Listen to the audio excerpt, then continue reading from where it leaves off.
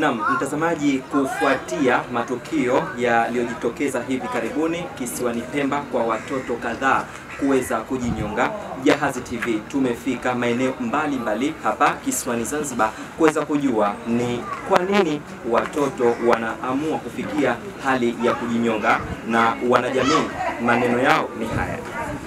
Unajua kwa upande wangu mie watoto wanafikia pengine ndani ya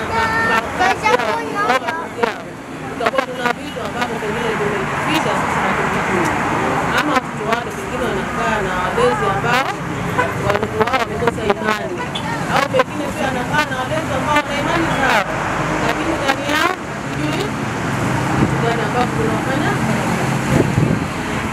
Na ikiwa tukio la kuhuzunisha, kwanza ni wape pole waliofikwa au ndugu hao watoto waliojinyonga.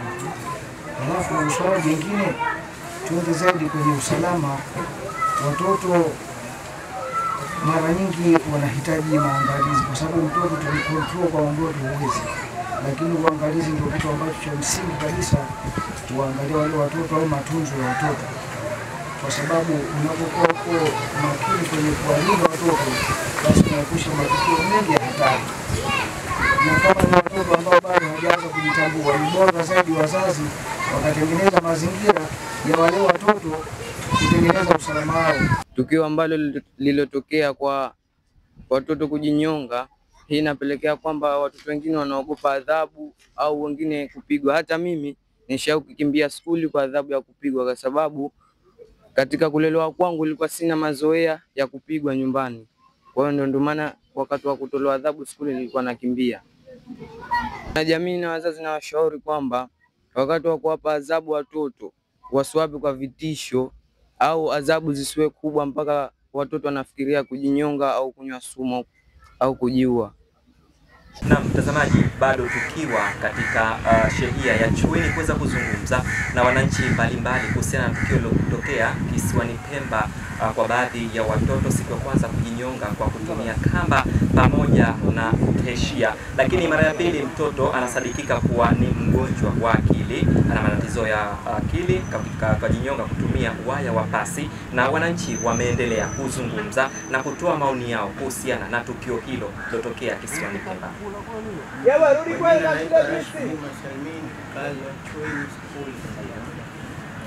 Unaonaje tukio hili, umelipokea tukio la watoto kujinyonga kisiwani Pemba? Kwa kweli tukio lililotokea kisiwani Pemba nimeshikana sana na kama kaka au mtoto. Hivi unadhani kitu gani kinachosababisha mpaka watoto kujidhuru? Kwa wazazi hawakai na watoto wao. Maana kipindi cha hapo nyuma kama walivyosema, mtoto wako ni mtoto wa mwenzio, ila sasa hivi mtoto wako ni wako, kwa maana hata ikitokea tatizo inakuwa ni ngumu. Na unawaambia nini jamii pamoja na watoto kwa ujumla?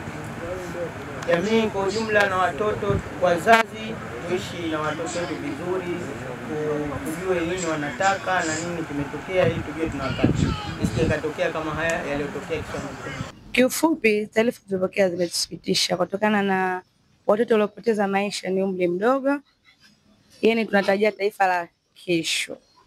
Kwa hiyo kama mimi ni mzazi, hizi taarifa nimetokea kwa uchungu sana, na naweza nikasema ni wazazi tuwe karibu na watoto wetu, kwa sababu kiufupi mtoto hawezi kumwambia kitu fulani tu, jambo ambalo la kawaida, halafu mtoto akalichukulia serious, weni kwa haraka mtoto akaenda kujinyonga.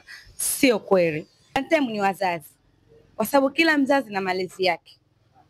Kila mzazi anaweza kama malezi, kwa sababu mwingine anaweza kumwambia kiukali, na vile na sasa hivi utandawazi umeenea. Sama TV ndio tuweze kakalipiwa akaenda kuichukua kamba. Kwa haraka hawezi kusema labda mtoto miaka 12 hawezi kujinyonga, sio kweli. Labda tu kuna mambo mengine binafsi. 2, 3, start.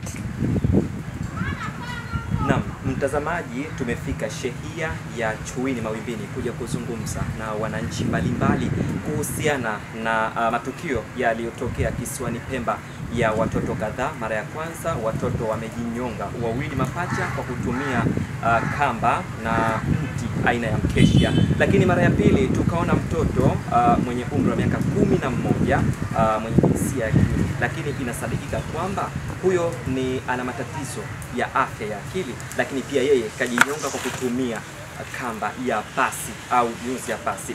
Nikiripoti kutoka Chuini Mawimbini, mimi ni Abdul Hamid Isa na hii ni Jahazi TV.